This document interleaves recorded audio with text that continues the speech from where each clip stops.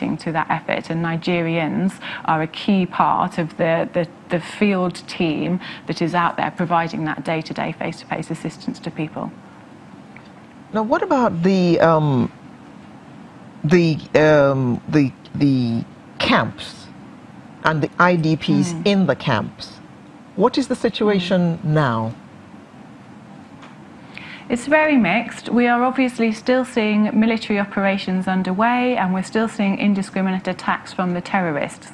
So there are still huge numbers of people being displaced continually. So the situation is very, very serious, and we're seeing more and more people come into those camps on a daily and weekly basis.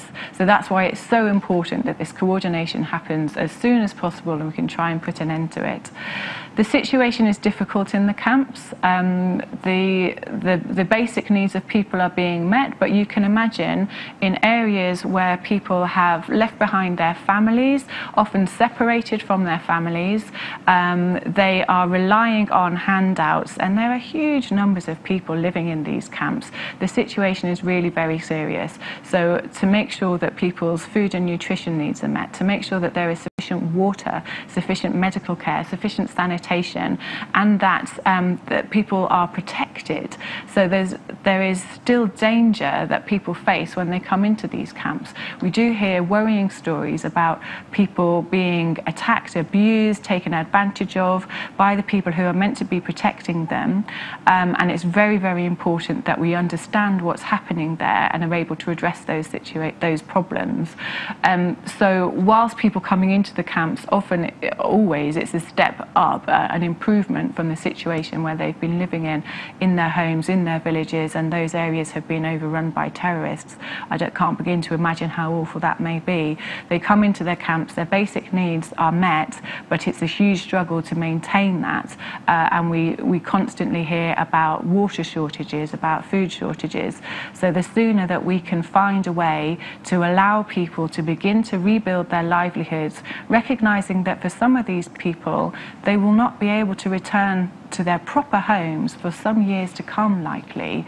We need to find a way for people to begin to support themselves, to begin to return to economic activity, to farming, to trading, so that they can begin to rely on themselves, to rely on their own activity, and reduce the complete reliance on that humanitarian effort. That in turn then allows people to begin to think towards the longer term recovery. So today we're focused on the humanitarian aspects and the immediate life-saving assistance and the critical importance of the work that humanitarian actors do to support the survival, the well-being of people who are affected by conflict. But that's one part of the picture. What we would like to see is those immediate humanitarian needs decrease so that we can begin to focus on the long-term drivers of the conflict in the Northeast. And those are things like governance, they're things like access to the political system so that people are able to influence the decisions that affect their daily lives.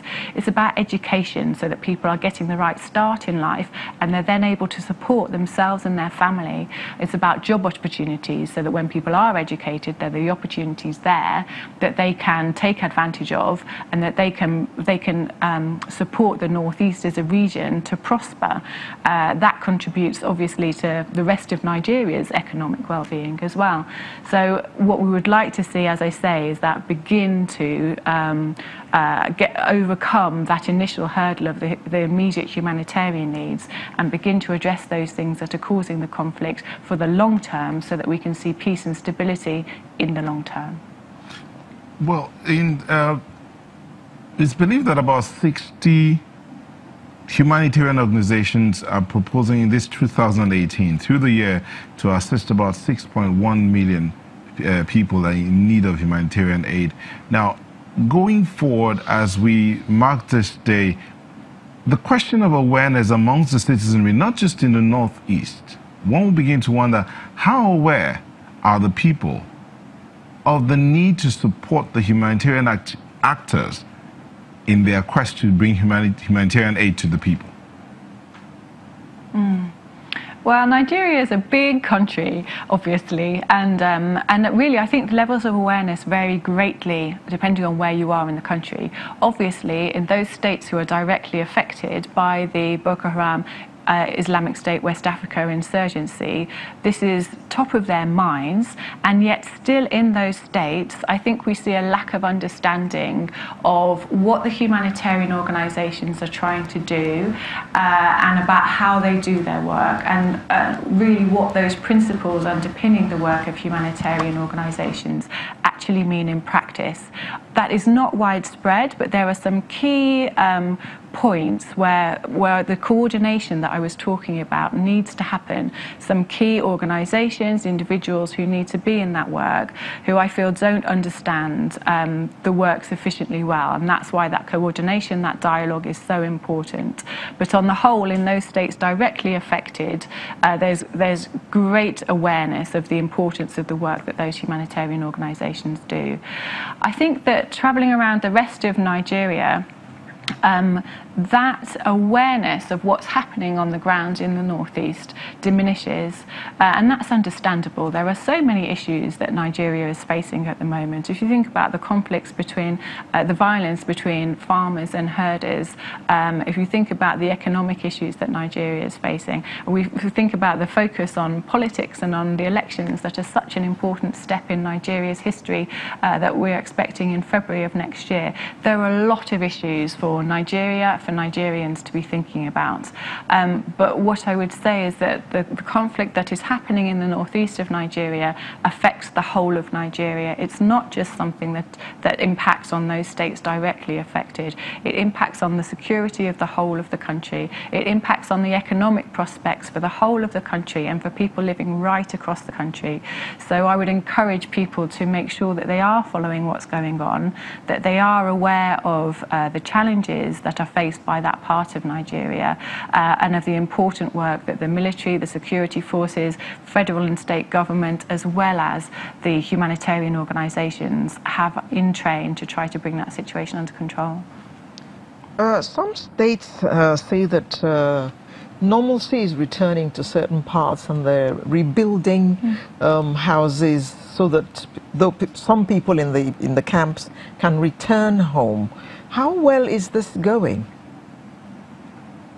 So that's right. There are certain areas where the security situation is such that people are able to return home. They're able to start to rebuild their livelihoods, start to farm again. But it's pockets. It's pockets of the population. It's pockets of the geographical area where that is possible at the moment. I was speaking to Governor Shettima when I was in Maiduguri earlier this week, and obviously he's very, very keen to see those efforts be boosted and more people able to return home. It's very, very important for the long-term solutions to the conflict in the northeast that people are able to restart their farms, to start fishing again, to start trading again. But it's absolutely critical that those things happen in a planned and structured way, and that people are returning home on a voluntary basis, on a well-informed basis, and safe in the knowledge that the essentials that they need when they get back to their homes, get back to their villages, the essential services will be provided so that there will be somewhere safe for them to live. They'll have water, they'll have the basic services that they need in order to survive. And that's another reason why the coordination that I keep talking about is so very important.